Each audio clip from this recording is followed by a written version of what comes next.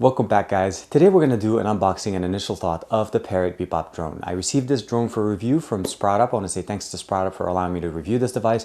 I'll give you guys a link in the description below if you'd like to find out more about SproutUp. But without further ado, let's go ahead and open up this little baby and see what it could do and try to see if I can fly it in this little room. So this is TK. Let's check it out.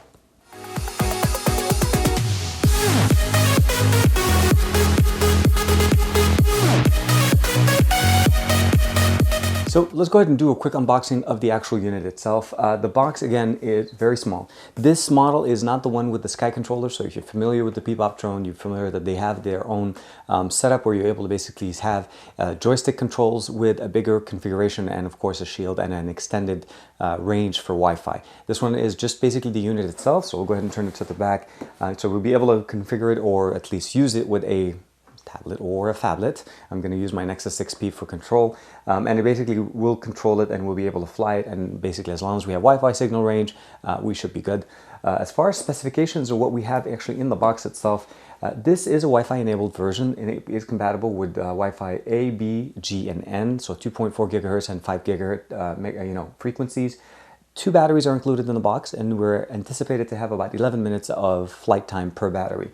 And we do have basically the drone itself with the prop guards, so that if you're flying it indoors, like I'm going to try to do today, definitely make sure that the prop guards are on, otherwise you will damage your props. The other thing here we have is a dual core processing CPU and a quad core GPU. An interesting concept for a quad core GPU on it, but it does really good from what I've seen as far as performance and rendering of pictures. So a lot of the horsepower there is for processing, as this does not have a gimbal for the camera. So it's basically a fisheye lens camera, and I'll show you guys in a second there. Other than that, here we have 8 gigabytes of internal flash storage, and as well as 8 gigabytes of RAM, and that is a lot. Of course, camera quality, we're going, the maximum resolution is 4096 by 3072. That's a massive resolution when you go into RAW form. So it does record in RAW, as well as JPEG and DNG in case you need to download that quality.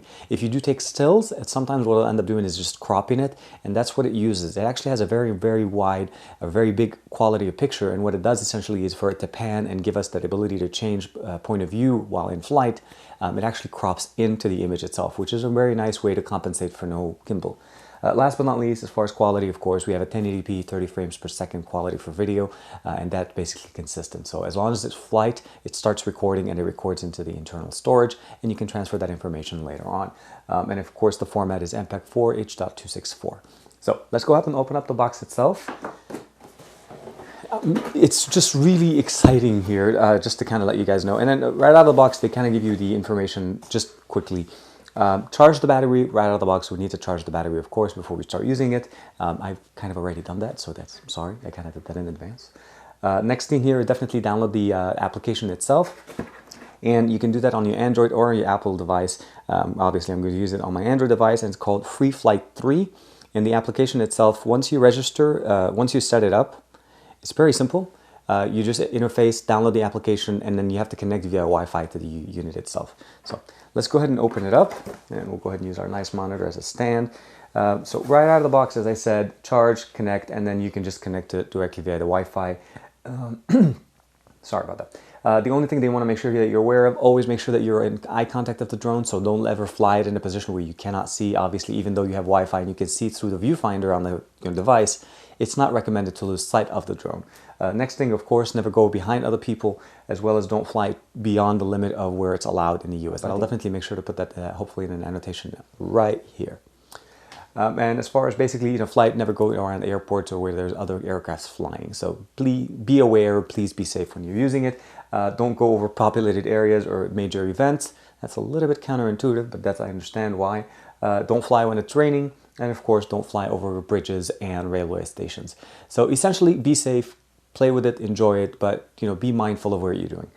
First thing, and then again, right out of the box, we see here is the Bebop drone itself. We have one of the batteries that's already mounted in the back. We have Parrot on top. The GPS antenna is mounted to the top unit, so this has a built-in GPS. It will get GPS lock.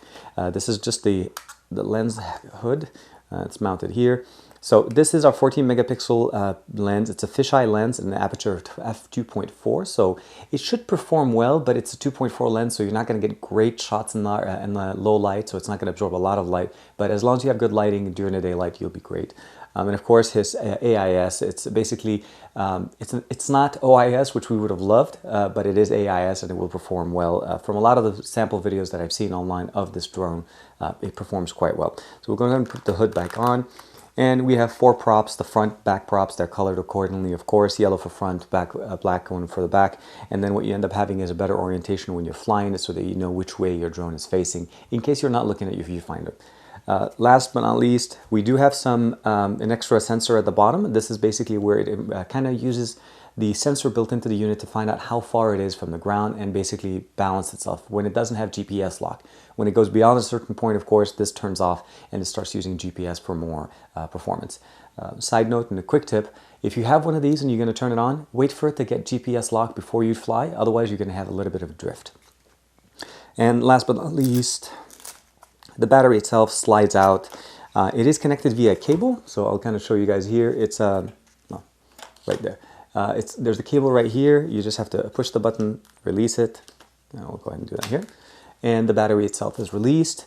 We have a rechargeable lithium polymer battery, and it is, I thought I saw somewhere where it's 1200 milliamp hours at 13.3 watts. So it's essentially will be enough for approximately 10 to 11 minutes worth of flight time. Of course, I will be testing this.